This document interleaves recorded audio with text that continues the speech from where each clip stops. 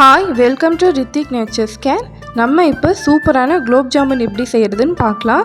நான் இன்றைக்கி எம்டிஆர் குலோப் ஜாமுன் எடுத்திருக்கேன். உங்களுக்கு எந்த குலோப் ஜாமுன் மிக்ஸ் அவைலபிளாக இருக்கோ அதை எடுத்துக்கோங்க. உங்களுக்கு குலோப் ஜாமுன் எப்போயுமே செஞ்சால் கரெக்டாக வர மாட்டேங்குதுன்னா இந்த வீடியோவில் நான் சொல்லியிருக்கிற மாதிரியே ஃபாலோ பண்ணுங்கள், கண்டிப்பாக கரெக்டாக வரும். இப்போ நான் ஒரு 50 ml பால் எடுத்துருக்கிறேன். பால் இவ்வளோதான் அளவு இல்லை. நம்ம சப்பாத்தி மாவை விட கொஞ்சம் கொலன்னு பிசையணும், தண்ணி மாதிரி பிசையணும். ஸோ நீங்கள் கொஞ்சம் கொஞ்சமாக ஊற்றி பிசைஞ்சுக்கோங்க. இது காய்ச்சின பால், சூடாகவே சேர்த்துக்கிறேன், ரொம்ப சூடாக வேண்டாம். ஒரு ஸ்பூன் வச்சு மிக்ஸ் பண்ணிக்கோங்க. நம்ம இந்த மாதிரி செய்யும்போது மாவு ரொம்ப இறுக்கமாக இருக்காது. ஸோ குலோப் ஜாமுன் விரிசல் இல்லாமல் நம்ம ஈஸியாக உருட்டிடலாம். அதுக்காக தான் இந்த மாதிரி பால் சேர்த்து பண்ணுறோம். அண்ட் டேஸ்ட்டும் ரொம்ப நல்லாயிருக்கும். இப்போ சூடாக இருக்கிறதுனால நான் ஸ்பூன் வச்சு பிசைஞ்சிட்ருக்கிறேன். நீங்கள் ரொம்ப சப்பாத்தி மாவு மாதிரி ரொம்ப போட்டு பிசையணும்னு அவசியம் இல்லை. ஒரு 2-3 நிமிஷம் மட்டும் பிசைஞ்சால் போதும். மாவு அந்த ஈரப்பதமாகவே இருக்கணும். அப்போ தான் உருண்டை ஈஸியாக வரும், விரிசல் இல்லாமல். இந்த மாதிரி தான் உருண்டை உருட்டணும். இப்போ மாவு விரிசல் இல்லாமல் உருட்டுறதுக்கு ஒரு சின்ன டிப்பு, மாவு ஈரப்பதமாக இருக்கணும். அண்ட் கையில் ஆயில் இல்லை கீ அப்ளை பண்ணிக்கோங்க. அப்ளை பண்ணிட்டு நல்லா அழுத்தம் கொடுத்து உருட்டுங்க. நம்ம பார்க்கும்போதே அது விரிசல் இருக்கக்கூடாது. அந்த மாதிரி உருட்டிட்டு நீங்கள் வேற ஒரு பிளேட்டில் வச்சிடலாம். இப்போ இந்த கேப்பில் நம்ம சர்க்கரை பாகை ரெடி பண்ணிடலாம். அது கொதிச்சிட்ருக்கட்டும். அது கொதிக்கிற நேரத்துக்குள்ளே நம்ம எல்லா உருண்டைகளும் உருட்டிக்கலாம்.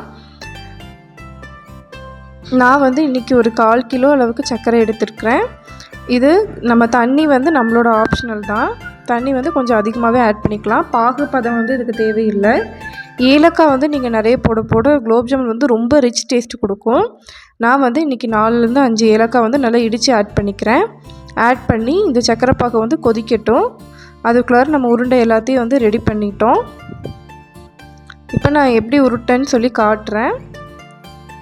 கொஞ்சம் கீ அப்ளை பண்ணிக்கிறேன். அப்ளை பண்ணிவிட்டு நல்லா அழுத்தம் கொடுத்து ரவுண்ட் ஷேப்பில் உருட்டுறேன். நீங்கள் ஒவ்வொன்றையும் நல்லா டைம் எடுத்து உருட்டுங்க. 2 கையும் சர்க்கிள் பொசிஷனில் சுற்றி உருட்டுங்க. அப்போ கரெக்டாக வந்துடும் ஈஸியாக. அகைன் உருட்டி காட்டுறேன் பாருங்கள்.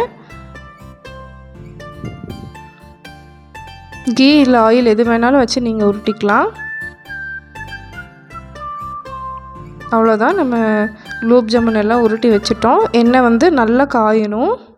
ஃபஸ்ட்டு ஒன்று போட்டு பாருங்கள். போட்ட உடனே இந்த மாதிரி பப்பிள் மேலே வரணும். இப்போ நீங்கள் குலோப் ஜாமுன் போட்டுட்டு அடுப்பை சிம்மில் வச்சுருங்க. அப்போ தான் உள்ளாரையும் நல்லா வேகும். அப்படி நீங்கள் மீடியம் ஃப்ளேமில் ஹை ஃப்ளேமில் வச்சுருந்தீங்கன்னா வெளியில் டக்குன்னு வெந்து கரிஞ்ச மாதிரி ஆயிரும். பட் உள்ளார மாவாகவே இருக்கும். ஸோ நீங்கள் சிம்மில் வச்சு பொறுமையாக சேர்த்துக்கோங்க. எண்ணெய் ரொம்ப சூடாக இருக்கும். ஸோ நம்ம ஆட் பண்ணும்போது கையில் தெறிக்கிறதுக்கு சான்ஸ் இருக்குது. அதனால் ஒவ்வொரு உருண்டையாக இந்த மாதிரி ஸ்பூனில் எடுத்து மெதுவாக ஆட் பண்ணிக்கோங்க. ஆட் பண்ண உடனே கரண்டி வச்சு நீங்கள் கிளற வேண்டாம். ஒரு 2 நிமிஷம் விட்டுட்டு அதுக்கப்புறம் மெதுவாக திருப்பி விடுங்க. இப்போ எல்லாமே ஒரே டைமில் நம்மளுக்கு பொரியாது. ஒவ்வொன்றும் ஒவ்வொரு டைமில் தான் பொரியும். ஸோ நம்ம பக்கத்துலேயே இருந்து பார்த்து பொரிஞ்ச எல்லாத்தையும் தனித்தனியாக எடுத்துருங்க. ஒவ்வொன்றும் நம்ம ஒவ்வொரு சைஸில் உருட்டி இருக்கிறதுனால டைம் வேரி ஆகும். இப்போ நம்ம சர்க்கரை பாகு ரெடி ஆயிடுச்சு. பாகு பதம் தேவையில்லை. சர்க்கரை நல்லா கரைஞ்சி கொஞ்சம் கெட்டியான பதத்துக்கு வந்தாலே போதும். பாகும் நல்லா ஆறியிருக்கணும். நம்ம ஃப்ரை பண்ணி வச்சுருக்க குலோப் ஜாமுனும் ஆறியிருக்கணும். ரெண்டுமே நல்லா ஆறினதுக்கப்புறம் உள்ளார ஆட் பண்ணிக்கோங்க. சர்க்கரை பாகு சூடாக இருக்கும்போது இதுவும் சூடாக இருக்கும்போது ஆட் பண்ணோம்னா ரெண்டும் அப்படியே குழஞ்சிரும், ஒரு மாதிரி ஆயிரும். நான் நைட்டு செய்கிறேன். ஆட் பண்ணி நல்லா மிக்ஸ் பண்ணி மூடி வச்சுருங்க. இதை அடுத்த நாள் காலையில் நீங்கள் ஓப்பன் பண்ணிக்கலாம்.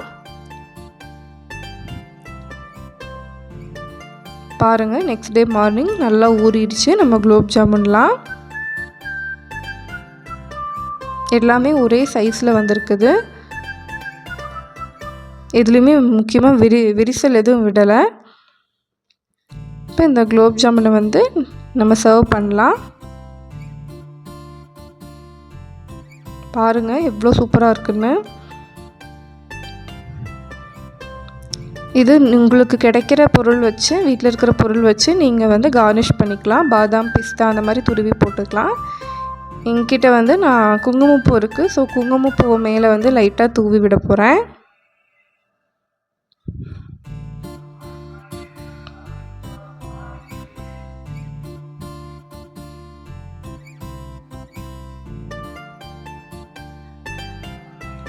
இப்போ இந்த குலோப் ஜாமுனை ஒன்று கட் பண்ணி காட்டுறேன் பாருங்கள், எவ்வளோ சூப்பர் அண்ட் சாஃப்டியாக இருக்குதுன்னு. நீங்களும் இதே மெத்தடில் செஞ்சு பாருங்கள். கண்டிப்பாக குலோப் ஜாமுன் சூப்பராக வரும். நான் சொல்கிற டிப்ஸ் எல்லாம் ஃபாலோ பண்ணி பாருங்கள். செஞ்சு பார்த்துட்டு எப்படி இருக்குன்னு கமெண்ட் பண்ணுங்கள். தேங்க்யூ.